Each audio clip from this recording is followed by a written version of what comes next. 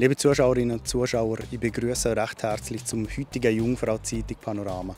Heute moderiert aus Z Zivil. In der heutigen Sendung haben wir folgende 2 Beiträge für euch.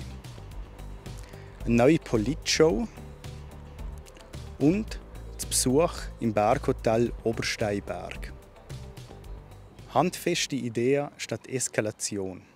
So lautet das Motto der neuen Politsendung «Voll auf die 12», wo letzten Sonntag das erste Mal ausgestrahlt wurde. Die Initiantin von diesem Projekt ist die bekannte Schweizer Regisseurin Rebecca Panian. Der Inhalt: zufällig zusammengewürfelte Kandidatinnen und Kandidaten suchen eine Lösung für eine Problemstellung. Mein Kollege der Ben Abeckler hat genauer nachgefragt. «Voll auf die 12» ist eine Pop-Polit-Talkshow. Ein neues TV-Format, wo einmal ganz normale Menschen zu Wort kommen lassen. Also alle können sich anmelden und werden dann vielleicht zufällig gezogen oder auch nicht. Und es geht in dieser Sendung vor allem ums Lösung finden und nicht nur ums Debattieren. Wie darf man sich jetzt die Leute vorstellen, die dort herkommen oder dürfen herkommen? Ich habe keine Ahnung. Nein, wie kann man sich die Leute vorstellen? Das kann ich dann beantworten nach der ersten Sendung. Weil ich weiss auch nicht. Also ich sehe natürlich die Anmeldungen. Aber bei den meisten Menschen, die kenne ich nicht. Keine Ahnung, wer dahinter steckt. Ich sehe nur den Namen. Und sie können einen Grund nennen, warum sie sich anmelden. Und die finde ich bis jetzt sehr, sehr schön. Sie haben auf ein Experiment einlassen. Das ist etwas, was es irgendwie braucht. Oder schön, dass es das jetzt gibt. Weil es eben mal um Lösungsfindung geht und nicht nur um Bashing und ich habe ein besseres Argument als du. Genau, und ich bin einfach nur gespannt selber, wer da am Tisch wird sein und freue mich wahnsinnig. Mhm. Aber eine gewisse Eskalationsgefahr ist ja gleich da vorhanden. Ich glaube, eine gewisse Eskalationsgefahr gibt es immer im Leben und es ist auch einem selber zu entscheiden, will man sich jetzt lieber gegen alles Mögliche schützen? Oder will man Räume schaffen und vertrauen und loslassen? Und ich bin definitiv auf dieser Seite.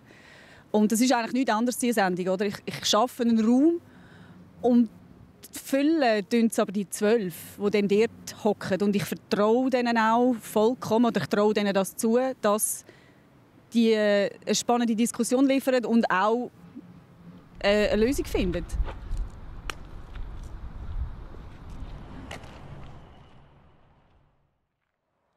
Von mitunter angeregten Diskussionen kommen wir jetzt zu einem eher ruhigen Ort. Die Tage werden kürzer, die Temperaturen sinken. Es ist auch die Zeit, wo sich Berggasthäuser langsam aber sicher in Winterschlaf verabschieden. Eines davon ist das Berghotel Obersteinberg im malerischen Lauterbrunnental.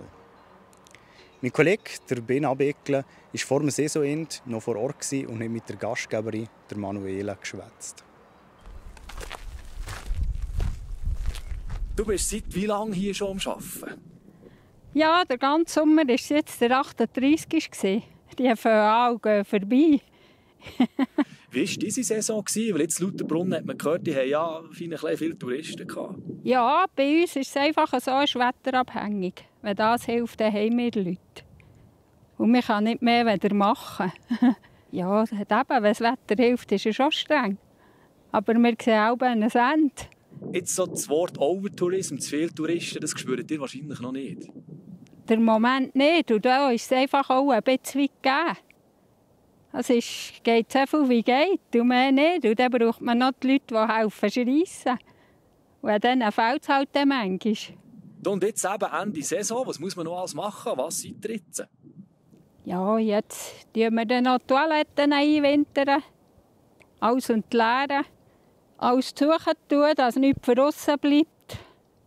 Ja, und irgendwann ist dann fertig. Hat es dich denn hart, nach oben zu gehen? Ja, das schon ändert. Ich gehe im Frühling Ringer rufen, wenn ihr im Herbst nicht seid.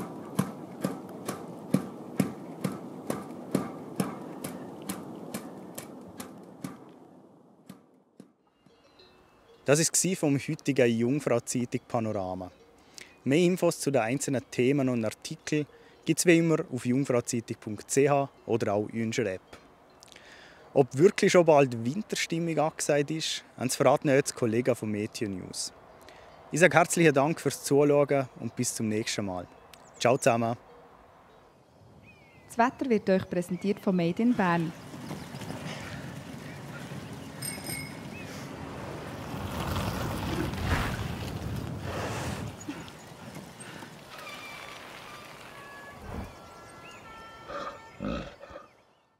Ich begrüße Sie ganz herzlich bei Ihrem Jungfrau-Zeitungswetter für den Kanton Bern. Ja, im Zunahme und Einflussbereich vom markanten Tief mit Zentrum westlich von den britischen Inseln ist heute der Luftdruck auf der Alp- und Nordseite gesunken und es hat sich eine Föhnlage eingestellt, die uns bis am Freitag begleitet.